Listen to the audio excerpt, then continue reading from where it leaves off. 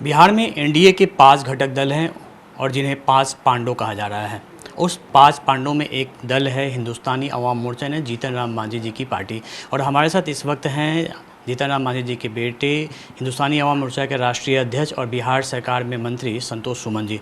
संतोष जी, सबकी नज़रें टिकी हुई हैं हमको लेकर, आपकी पार्टी को लेकर, और जिस तरीके से हाल के दिनों में कई जो आपके सम्मेलन हुए हैं उसमें मांग उठी है कि हम कितने सीटों पर लड़ेंगे, क्या दावेदारी हुई, तो क्या पार्टी का रुख क्या है?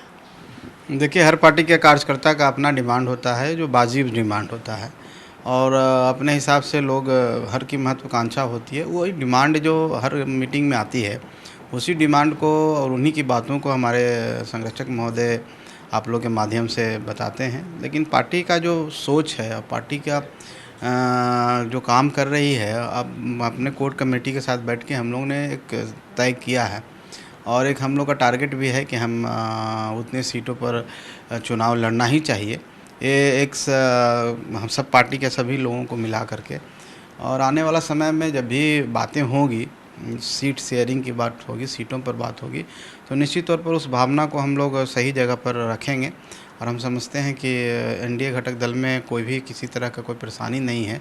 सब लोग एक होकर के चुनाव लड़ेंगे, एनडीए के रूप में लड़ेंगे और हर का सम्मान किया जाएगा। तो अभी क्या है, कभी 35 से 40 सीट की बात आती है, कभी 50 से 60 सीट की बात है, तो कितने सीटों पे आपकी तैयारी चल रही है और क्या दावा आपका हो सकता है?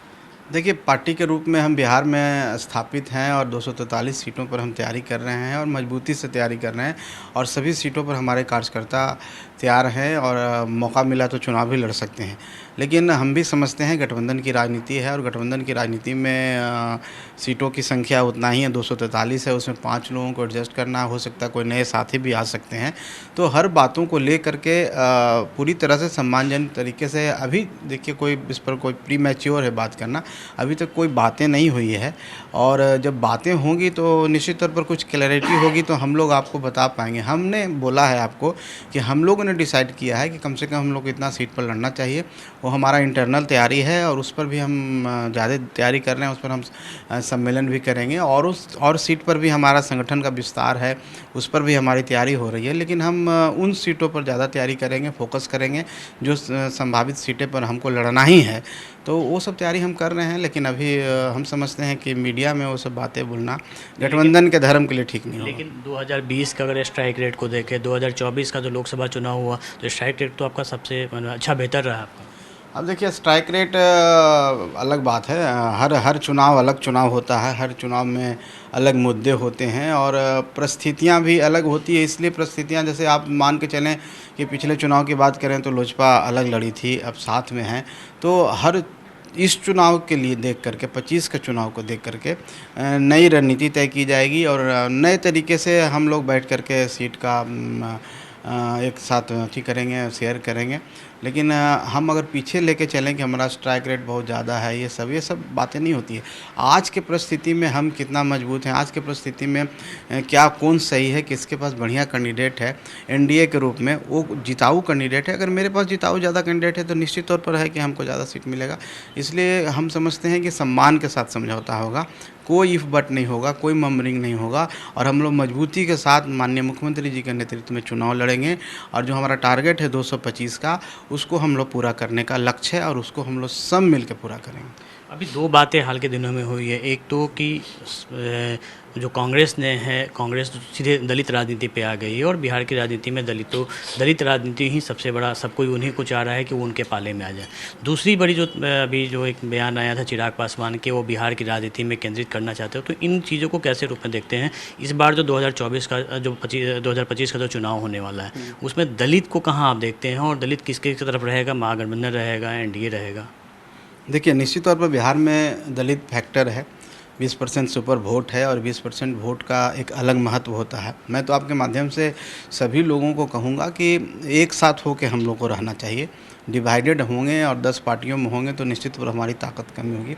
जहाँ तक दलित राजनीति का बात है तो निश्चित तौर पर अब लोगों को लग रहा है कि जो दलित हैं अब जाग चुके हैं, अब वोट के प्रति सजग हो गए हैं और उनको पता है कि मेरा नफ़ा नुकसान कहाँ है, और उनको ये भी मालूम है कि एनडीए की सरकार ही हमारा फ़ायदा कर सकती है, हमारे लिए काम कर सकती है। इसलिए सारे दलित हमारे साथ हैं। जहाँ तक चिराग पासवान जी का बात है कि चिराग पासवान जी अगर बिहार में आना चाहते हैं और बिहार में रह करके एनडीए को मजबूत करना चाहते हैं तो उसमें कोई दिक्कत नहीं, हम लोग स्वागत करेंगे। और क्योंकि धरती हमारी यही है और यहीं से हम कर्म भूमि है और यहीं से हम आगे बढ़ते हैं। तो अगर उनको लगता है कि हमको बिहार में काम करना चाहिए तो इसमें हमको नहीं लगता है कोई गलत बात है, लेकिन उनका राय होना चाहिए, व्यक्तिगत राय होना चाहिए। कांग्रेस ने जिस तरह से अपना अध्यक्ष बनाया है तो ठीक है, कांग्रेस अभी जागी है, लेकिन मेरा तो यही राय है मेरी कि कांग्रेस को ये सोचना चाहिए कि इतनी बड़ी पार्टी है और आज तक पिछलग्गू बनी हुई है एक बी टीम के रूप में, राजद के बी टीम में, उनको इंडिपेंडेंट होकर लड़ना चाहिए। निश्चित तौर पर नेशनल पार्टी है, अगर वो लड़ेंगे और एक फेस दिखाएंगे जनता के सामने कि हाँ हम लड़ सकते हैं, तभी जाके कुछ लोग उनसे जुड़ सकते हैं। आज की स्थिति में कांग्रेस कहीं नहीं है, न ग्रास रूट पर कहीं है, न ऊपर लेवल में कहीं, यहाँ भी पिछलग्गू है और नीचे भी उनके कार्यकर्ता ख़त्म हो चुके हैं। इसलिए वो किसी को भी बना दें उससे कोई फ़र्क नहीं पड़ता। एक तरफ तो दलित फैक्टर पे काम चला है, लेकिन आरजेडी के नेताओं और महागठबंधन के नेता लगातार जीतन राम मांझी और आपकी पार्टी पे कमेंट कर रहे हैं, प्रहार कर रहे हैं। देखिए, जब आप आगे बढ़ेंगे ना तो कुछ लोगों को जलन होगी और जब आपका जो आभा है, जब आपका जो इमेज है बढ़ रहा है और माननीय जीतन राम मांझी एक राष्ट्रीय नेता के रूप में आ गए हैं और पूरे देश के दलित उनके साथ शुरू हो गया है जुड़ना, तो जाहिर सी बात है कि बिहार में भी उसका इफेक्ट पड़ेगा। यहाँ के भी 20% दलित जब एक साथ जीतन राम मांझी जी के साथ में आ जाएंगे तो उनको मिर्ची लग रहा है। अब उस पर शब्द जिसको हम कह सकते हैं कि असंसदीय भाषा का प्रयोग करना, उल्टे सीधे बात करना, यही उनका कल्चर है, यही उन्होंने सीखा है, इसलिए तो जंगल राज बोला जाता है। तो जो उनके जो नेता हैं और जो उस तरह की भाषा, तो उनके जो छोटे छोटे जो विधायक हैं, नेता हैं, वो सब तो और भी बोलेंगे, उस्काया जाता है, बुलवाया जाता है कि इस तरह से बोलो कि लोग हम पलटवार करें। लेकिन जनता सब देख रही है और हम समझते हैं कि जो कुछ उस तरह की टिप्पणी करते हैं वो उनका उस तरह का कैरेक्टर होता है और उस तरह का नेचर होता है, तो किसी के ऊपर टिप्पणी करते हैं। हम लोग राजनीति में किन्हीं के प्रति आज तक असंसदीय भाषा का प्रयोग नहीं किए हैं। हाँ, विचारों में मतभेद हो सकता है, हम एक दूसरे के साथ नहीं मिल सकता है विचार, हमारा विचारधारा अलग है, उनका विचारधारा अलग है, लेकिन हम उस लेवल पर जाकर के व्यक्तिगत टिप्पणी नहीं कर सकते हैं, ये उनका कल्चर है। इसलिए बिहार की जनता उनसे डरती है, इसलिए उनको सत्ता में नहीं आने देती है। और मैं आपको दावे के साथ कहता हूँ कि जो 25 का चुनाव होगा उसमें आप देखेंगे कि राजद का सुपड़ा साफ हो जाएगा। एक और बात उठती है कि 20 साल नीतीश कुमार मुख्यमंत्री रहे हैं और इस बार अगर फिर से आते हैं, जैसा उनकी पार्टी की तरफ से कहा जा रहा है, तो एंटी इनकम्बेंसी नहीं लगता है कि कहीं इस चेहरे पे फिर एंटी इनकम्बेंसी भी झेलना पड़े एनडीए को? देखिए, आपको एक स्पष्ट बता देना चाहते हैं, नीतीश कुमार जी एक ऐसा नाम है जो बिहार को उस जंगल राज से बाहर निकालने का काम किया। नीतीश कुमार जी जब सरकार में आए तो आप देखे होंगे कि हमारी बेटियां साइकिल से निकलना शुरू हो गई, कैसे नरसंहारों का दौर हुआ करता था, लेकिन शांति आया। जनता का विश्वास आज भी नीतीश कुमार जी पर है। आज इसलिए है कि आज आप देखेंगे कि कितना बड़ा इंफ्रास्ट्रक्चर चेंज बिहार में हो रहा है, किस तरह से मेट्रो बन रहा है, किस तरह से फ्लाईओवर बन रहा है, कैसे बिजली आ रही है, उद्योग धंधे भी आना शुरू हो गए, बिहार में निवेश की बात कर रहे हैं हम। तो एक विश्वास जो है नीतीश कुमार जी के प्रति लोगों में आज भी है। और नीतीश कुमार जी, माननीय मुख्यमंत्री जी, आज हमारे शोषितों, दलितों, अति पिछड़ों, अल्पसंख्यकों, जिसको माइनॉरिटी हम कहते हैं, उनके नेता हैं और उन पर लोगों पूरे बिहार का विश्वास है। तो आज भी नीतीश कुमार जी का जो क्रेज है आज भी है और हम समझते हैं कि जब तक माननीय मुख्यमंत्री जी हैं उनका क्रेज बरकरार रहेगा, उनको कोई हटा नहीं सकता। क्योंकि बिहार को उस सिंड्रोम से बाहर निकालना है। हम लोग भी उस ज़माने में बाहर पढ़ा करते थे तो लोग अजीब सी नज़रों से बिहार को देखा करते थे, पूछा करते थे कि कितने में अपनी डिग्री खरीदे हो। लोग को विश्वास होता था कि पढ़ के नहीं आया है, खरीद के आया है। तो बिहार का जो उस समय जो इमेज था उससे नीतीश कुमार जी बाहर निकाले हैं। तो हम समझते हैं कि सभी लोग आज भी विश्वास करते हैं और विश्वास करने का एक और कारण है कि हम डबल इंजन की सरकार है, केंद्र में भी हमारी सरकार है, यहाँ भी हमारी सरकार है। नीतीश कुमार जी के प्रशासन की पकड़ है, उनको राजनीतिक की सूझबूझ है और हम समझते हैं कि सबको लेकर चलने की कला है। तो आज भी नीतीश कुमार जी उतना ही सक्षम है जितना आज 2005 में थे। एक अंतिम सवाल ये है कि जाते जाते आप ये बताना चाहेंगे कि आपकी पार्टी का दावा कितने सीटों पे होगा?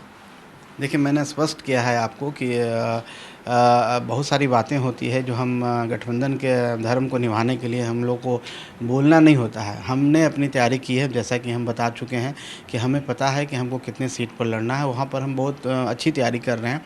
बाकी हमको दूसरे जगह पर भी अपने सहयोगियों को मदद करना है, तो उस तरह से भी हम तैयारी कर रहे हैं। लेकिन हम अपने हिसाब से एक डेडलाइन बना के रखे हैं और हमको मालूम है कि कौन कौन सीट पर हमारा दाव मजबूत है, कौन कौन सीट हमको लड़ना है। लेकिन गठबंधन धर्म का पालन करना है। कभी जीतन राम मांझी जी का बयान आता है ना कि गठबंधन में जो है उनकी पार्टी को दबा के रखा जाता है, बोलने का मौका नहीं दिया जाता है, पार्टिसिपेट नहीं करने दिया जाता है, तो लगता है कि एक दबाव की राजनीति चल रही है। नहीं नहीं, देखिए ऐसी बात नहीं है।